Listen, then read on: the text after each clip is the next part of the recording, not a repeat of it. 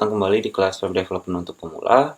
Kali ini kita akan belajar CSS dasar, yaitu layout dan juga posisi.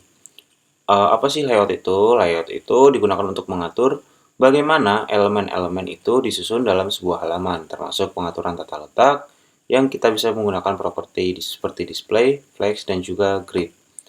Terus selain layout kita juga ada juga posisi, yaitu untuk mengatur lokasi elemen pada halaman menggunakan properti position.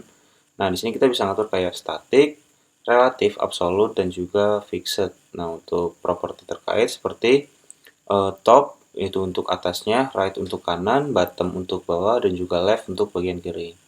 Layout itu untuk mengontrol penyusunan elemen, sedangkan posisi itu untuk menentukan penempatan elemen pada sebuah halaman.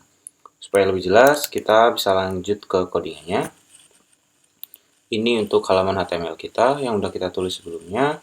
Kalau kita lihat di sini, ini kan ada formulir mahasiswa ya. Kalau teman-teman sadar, formulir kita ini itu tuh ke samping ya. Ada namanya, alamatnya, terus agamanya, terus tombol submitnya itu tata layoutnya atau tata letaknya itu masih ke samping. Nah, di sini kita bisa mengatur agar tata letaknya itu jadi ke bawah.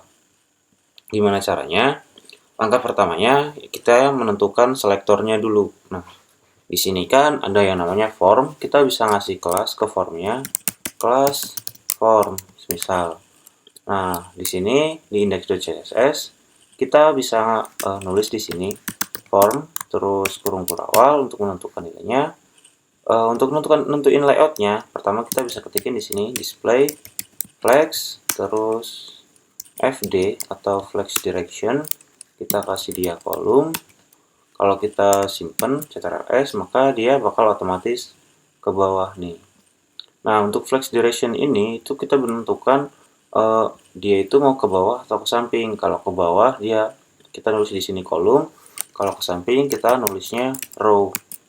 Nah, di sini ada juga yang namanya row reverse, yaitu ke samping tapi terbalik urutannya. Karena di sini kan ada nama mahasiswa. Kalau kita row reverse, maka yang tampil pertama itu adalah submit-nya. Nah, submit, agama, alamat, nama mahasiswa. Ini yang disebut dengan row reverse atau row terbalik. Kita balikin lagi ke kolom. Nah, di sini udah berurutan ke bawah. Kalau di sini kita lihat nama, alamat, agama, dan juga button submit-nya itu masih nggak ada jaraknya ya antar satu elemen dengan elemen lainnya. Kita bisa ngasih jarak dengan cara nambahin properti yang namanya gap. Kita bisa ngasih nilai semisal 10 pixel, maka harusnya dia udah punya jarak 10 pixel antar elemennya yang ada di dalam selektor formnya ini.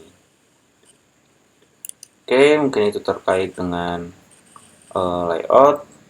Kita bisa lanjut ke materi yang selanjutnya.